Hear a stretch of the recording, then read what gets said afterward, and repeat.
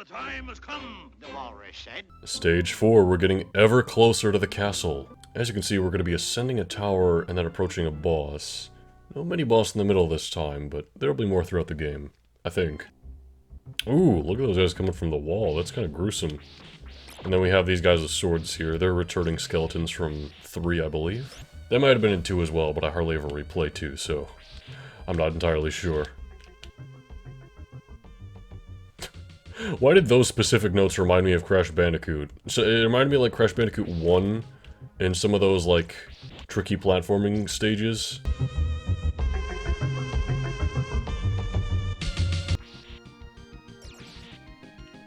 I don't want that. Do I just jump up there? Oh yeah. Just gotta be careful with these rotating platforms. Here we are at the boss. Oh, I remember where this boss is now. This is the skull, isn't it? Yeah, look at this guy. Isn't he horrifying? His tongue and just the crack in his head and everything. He'll sometimes make bricks fall from the ceiling like that, but he's not too difficult with a sub-weapon like that. And man, the way he falls apart too is kind of disturbing. Wait a minute, the stage's still going? The map layout lied to us. There was a mid-stage boss. And oh boy, this is quite the notorious part of the game, really utilizing the swinging mechanic because, well, the whole room is rotating around us. We have to make it to safety on that platform over there. Let it rotate a bit more. There we go. Oh, is it gonna stop? Okay. Now we gotta defend ourselves from Medusa heads on this platform. Which, luckily, isn't too hard. Medusa heads have been getting weaker and weaker with every game, I'd say. I mean, they weren't even as bad as some people make them out to be in the original. Plus, when we're able to control our jump in midair, like, if we time a bad jump with them, we can just easily, you know, move in midair. And do we have to go down that hole? I don't quite remember. We might have to. Unless... is it gonna keep rotating? Oh no, we gotta go over here. I'm glad I started swinging just to see where it was we needed to go. A lot of people remember that part of the game just because it's impressive to see the whole world kind of rotate around you. And this is another part that really makes use of the Super Nintendo's added power. I mean, I can imagine for some it's just kind of nauseating, but it's certainly impressive for the time, you gotta admit. It's graphic designs like this that make you remember levels of the game. A lot of levels in Castlevania IV are memorable, even if some of the music tracks aren't quite as memorable as previous games. I'm not quite sure what I'm supposed to make of this room, how it's all rotating around us like a cylinder. I don't understand the architecture of that, but this bit here is some classic platformer kind of design where platforms are moving all throughout and we gotta kind of adjust ourselves to be in the right kind of position. Ooh, we gotta go much faster this time.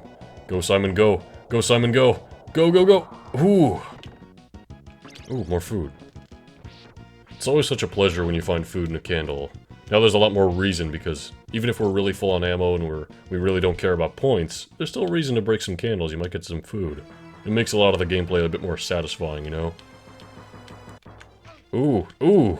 Oh yes, we have the golem here. The way he flashes the screen every time is not very pleasant on the eyes, admittedly. Every time he gets hit, he'll flash brightly. Let's just kill him quickly and be done with this. I'm sure future Jockey will take care of it. And there we go, done with the golem boss. I like his little roar as he span out of the game. You gotta give this game credit for having a lot of original new bosses. You know, 2, it had the 1, but other than that it just reused Death and Dracula. And even 3 reused a lot of bosses. Like, it had the mummies again, it had the typical bat boss, I'm pretty sure. And when it did have new original bosses, a lot of them were repeated multiple times throughout the game. Like the guy with the hammer. We're just outside Castlevania at this point. You can really tell from the building atmosphere of this music track, the blowing winds, and, well, some of the enemies we're now having to face, like harpies. I've been carrying this triple cross for so incredibly long. It's kind of impressive, but you know what? I actually really like using it. I'm just kind of avoiding most other weapons like that. I'm really happy to be controlling Simon again. I mean, I don't think he's my favorite Belmont. I think that has to go to maybe Trevor. But he's still really likable. I was mentioning the last track being ominous, but wow. It seems we have kind of the prelude theme going on in this stage. Kind of interesting change. And is that Sypha? I don't know, kind of looks like her to me. It's a shame there weren't more adventures with Trevor and Sypha, Alucard, Grant. They were a great group. And now, Stage 6. We're in Castlevania itself. It's appropriate that Stage 5 has the Prelude theme playing in it right before we get to the castle itself. It's almost as if the rest of the game has been building up to this. Stage 6 here has some, well, familiar level design to say the least. Those curtains, those pillars, the ground, and these ghosts and dogs. It brings back memories of the original game in its first level. Then again, at this point it had kind of been done with Castlevania 3, but you still gotta love it. The axe knights here aren't nearly as bad as they were in the old games. It seems like they take less hits most of the time, but also they aren't paired with Medusa heads and really dickish level design. You gotta make this jump, Simon. There we go. When it's coming towards us, it's a much easier jump to make. There we are. Once again, using the Super Nintendo's impressive graphics to its advantage. This whole bit is impressive. The flashing background and all the candle and their fire that's actually moving with the chandelier. It's all just so impressive. Something you wouldn't really see in an 8-bit game. Now, of course, Castlevania 3 did have the swinging clock bit, but that was a lot more simple in terms of design, I'd say. It wasn't quite as impressive or grand as a moment like that. Watch out for the chandelier, oh my. Also, take a look at the chandelier when it falls. You see how the candles bounce off on the sides and how it bounces up and down? It all just looks, well, still good to this day, honestly. Oh, do we have some food here? Yes, we do. Very nice.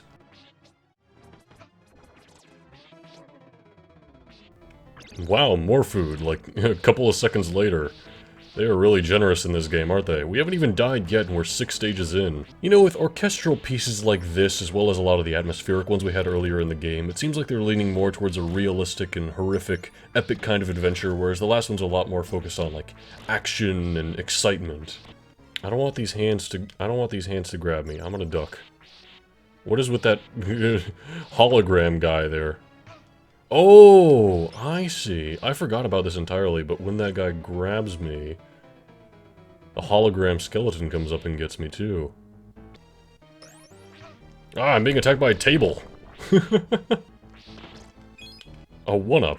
We have a lot of lives. We honestly could have used health there more than a 1-up, just to preserve our cross for when we probably will die soon. Ooh, some health. Now that's what I needed. What boss do we have here? Oh yes, it's the dancing couple. A very interesting concept for a Castlevania boss, when we hadn't really seen at this point. It's a shame that I died, but, you know, it was bound to happen eventually. We still get the 1-up here every time, so you could hypothetically die to this boss every time, get the 1-up there, and then just get points to get infinite lives. But that is a very slow and unnecessary method for getting lives in a game like this. It's really not necessary. I mean, it isn't even that hard a game. Ah, why you guys gotta corner me like this? Come on now. Ooh. Watch out, Simon. Oh, they're still going, even though they faded out. Ooh, what the? It does seem, though, that there isn't any sub-weapons on the way to the boss, unless an enemy happens to drop one, but that doesn't seem like it's gonna happen. Ooh, that's not good. Anything secret in this wall here? No. Oh well, we'll just have to kind of go at it, I suppose. We know where they're gonna spawn. They're gonna be, like, right here. Go for it. Alright, avoid them. How am I gonna avoid them? I'm in the corner! Ah! Alright, get them while they're while they're shooting their projectiles. They're kind of just standing there. That's what we can count on. There we go. Oh, he separated them. I kind of feel bad now. It's like a Dark Souls boss, where you kind of feel bad for killing them, you know?